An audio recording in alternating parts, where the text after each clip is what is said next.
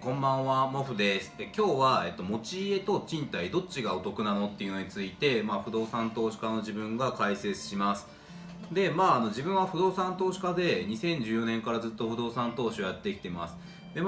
市場よりですね、安く買って高く売るっていう、こともやってきたりだとか、あと、2014年からアパート、マンションですね、一棟物ですね、あとテナントビルやったりだとか、あと、戸建て2つ買って、経営してきてますと。でさらに自宅も、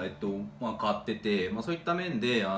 どういったところを不動産買うときに気をつけなきゃいけないかだとか、最後はお金とかねどういう費用がかかるかっていうのを実際にかなり詳しく知ってるんで、そういった経験をもとにどっちが、不動産投資家として、不動産投資家ってやっぱ不動産で食ってるっていうか、そこでお金稼いでるんで一番シビアなんですよね。なので憧れがどうこうとかそんなの抜きにして、男の一国一城男の夢だとそんな抜きにしてどっちがお金的に儲かるのか、損得だけでぶっちゃけ伝授しますと。で賃貸にするか持ち家にするかって、常に議論されてて、いろんな雑誌だとかいろんな本とかですね、あといろんなネットとかで話題にされてるんですけども、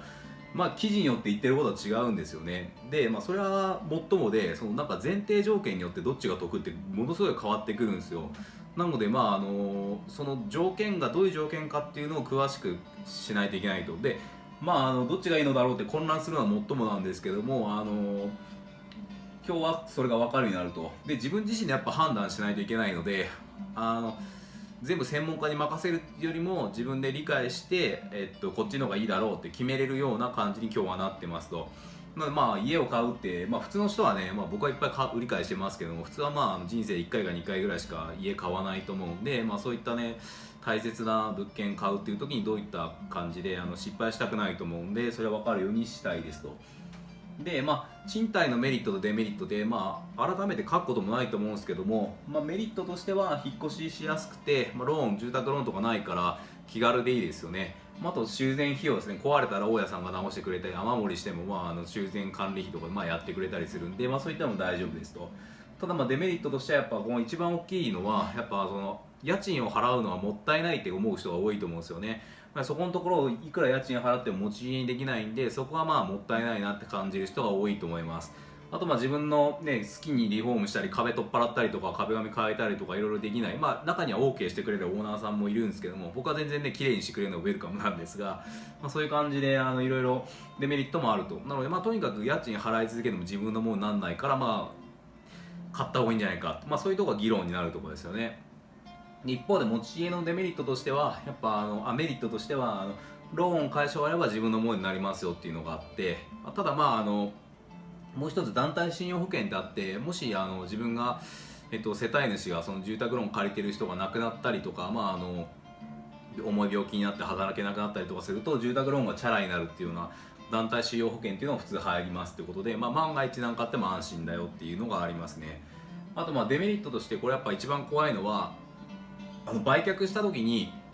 高く売れなかったら、住宅ローン残ってるローンよりも高く売れない場合はそれはもう借金が残ってしまうところになるので、そうなるともう売れないよって状態になっちゃいますと。あと気軽に引っ越せないとか、あとは維持費用がかかるですね。壊れたり、家だったら外壁塗装とか、あとペンキ外壁塗装と屋根が雨漏りしたりとか、マンションだったら修繕積み立て費とかどんどん上がっていったりとか、そういうリスクがありますと。一番多分買う時のデメリットはやっぱお金がかかるかもっていうことでですね。でどっちがいいのっていうのは一概には言えないので、それを出します。で、今まで出してきた中で一般論として、一般的にどっちがいいよっていうのは言えないんですよね。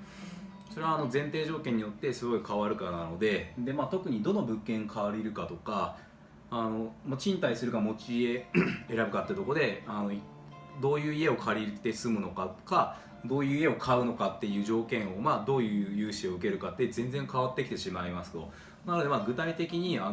人生設計ですね、ライフプランを考えるときにいくらの部屋を借りた場合といくらのマンション買った場合とかで具体的に比較した方がいいですね。でそれで計算することが重要ですと。で具体的に例として挙げてます。で例えば賃貸だったら家賃10万円に引っ越した時、家とかこう探してみてこの辺がいいかな、ここだったら引っ越してもいいかなっていうような感じで家賃を見てみると、それがたまたま10万円でしたと。でそれと比較対象にするのは例えば3000万円の、家を買いましたってことでそういった場合と比較すると。で、具体的になるべく具体的に条件を入れて、諸経費って 7% かかるんで大体なので総額で3210万円ですねかかりましたと。でその時住宅ローンを受けて買う場合があるんで、頭金入れなかったとして3210万円を、35年 1% っていうので条件で借りましたと。でさらに、家庭として固定資産税が30万円ですとして、住宅ローン減税も30万円 1% としますよっていう場合にしますね。で、ちょっと計算を簡単にするため本当はこれローンの残債によって住宅ローン減税変わっていくんですけども、これ相殺しているものとしてここはもうなしっていう風にしちゃいます。本当やるときは自分で計算した方がいいですね、正確に知りたい場合は。っていうのが持ち家ですと、本当はあと修繕費用とか入れたりするといいかもしれないんですけど、新築だからかからないっていう感じでこういった家を買ったとします。だと何年後に売却したかっていうのを考えるために、例えば5年後に、引っ越すかもしれないっていうことで5年後に売却した時にどっちがお得かっていうのを考えると、そういったことが重要ですと。で持ち家の場合5年後どうなってるかっていうと住宅ローンのローン電卓とか、ネットで住宅ローンの返済計算とかやると出てくるんですけども、あとブログのコメント欄詳細欄のところにこのブログの記事書いてあるのでそこからリンク紹介してます。で住宅ローン3210万円35年で 1% で借りると、入れると月々9万613円の返済になりますとでそれが、5年間で543万円になりますってことで住宅ローンを、5年間で543万円支払うっていう感じになります。残債ですね、3210万借りて5年後どうなってるかっていうと2845万円になりますと。これ返してるうちに金利も含まれてるんで金利除いた元本部分を引くと、こっちからこう引くと2845万円になりますってことで、こういうふうに残債がなりますと。でこれを、5年後にいくらで売却したら、借りた時とトントンになるかっていうのを計算しますと。でそれどう計算してみると、持ち家賃貸の場合は、10万円で借りてるから年間120万円ですよね。でそれを5年続くんで600万円家賃払いますと。なので支払ってるお金は600万円ですと。で持ち家の場合どうかっていうと、売却が例えば2845万円で売却できれば、ちょうど600万円支払ったってことになりますってことでになります。これどういうことかっていうと、2845万円から仲介手数料3% で計算して85万円引いてローンの残債が2817万円で、あとローンの支払いが543万円支払ってるってことで、これ全部足していくとマイナス600になるんですよね。ってことで、この場合、2845万円で売れたったら、ちょうど家賃10万円の家に5年住んでた時と同じ600万円の負担になるってことで、この俺でトントンなんですよね。なので、一番重要なのは何かっていうと、この5年後にいくらで売れるかっていうの次第によって変わるんですね。これは例えば3845万円で売れたとしたらプラス1000万円になるんですよね。なので賃貸でも1000万円得しますよってことになっちゃうんですよ。なのでこういうふうに計算していって、5年後とか10年後でもいいんですけれども計算していってみて、何年後にいくらで売れるかっていうのがキーポイントになってて、でそれによって、全然大どんでん返しが起こるんですよね。なのでそこが結構重要ですと。なので今みたいな感じで賃貸と持ち家お金の面でどっちが一番得するかっていうと、賃貸をいくらで借りますか、今自分が、例えば家族持ちだったら、3LDK で駅から徒歩10分以内とかで調べると、家賃10万円でしたとかだったら、10万円って入れればいいですよね。で家買いたいって言ってもその買いたいような家ですね、その 3LDK とかで戸建てで、駅からどうこうみたいな入れていくらですよって。それを住宅ローンとの金額と年数と金利入れると返済が出てくるんで、それに固定資産税ですね、分からなかったら適当でざっくりでいいと思うんですけども、と住宅ローン減税ですね入れて、あと5年間の修繕費用、これちょっと中古だったりとかすると修繕費用かかってくるかもしれないんでちょっと見込むのは難しいかもしれないんですけども、もっとひっくり返って修繕費用を見込みます。でさらに、5年後に売却できるその金額ですねっていうのも出して、それを入れると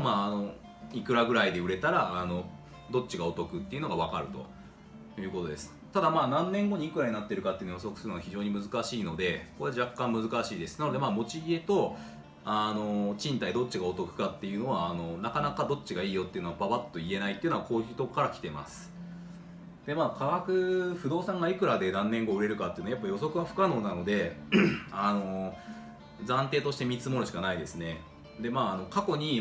不動産バブル、バブル崩壊もそうですし、リーマンショックも、サブプライムローンとかで不動産価格崩壊しましたし、今も賃貸物件不動産投資向けの物件は融資閉まってきて価格下落してますよね。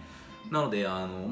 過去に何回も下落してるんで、その不動産の価格が将来どうなるかって予想は難しいです。ただ、比較的近いものとしては、例えば今新築の価格と築5年ぐらいの価格でどれぐらい価格に差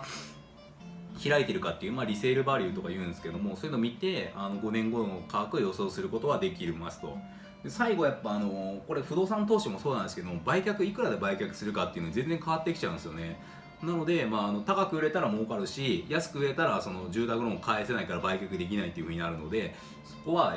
要注意ですと。なのでおすすめというか気をつけなきゃいけないのは、価格が下がらないエリアで買わないと。新築って大体どうも高いですけども、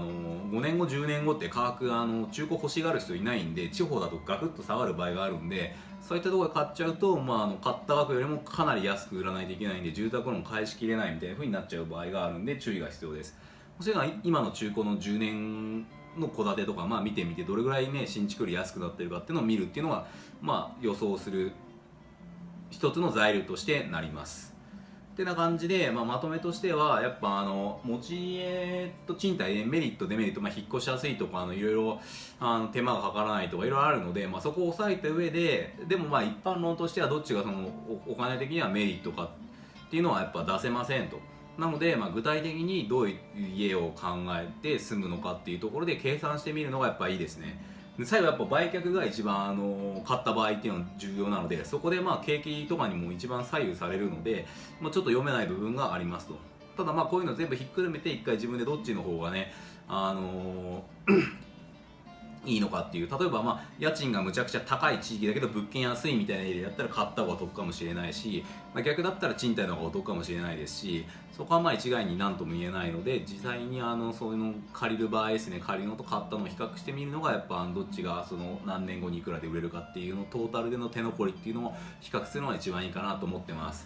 はい、今日は以上です。もし面白かったら高評価とチャンネル登録していただければ嬉しいです。あと LINE アットと、Twitter やってますので、よかったら登録してください。あとコメントも待ってます。どうもありがとうございました。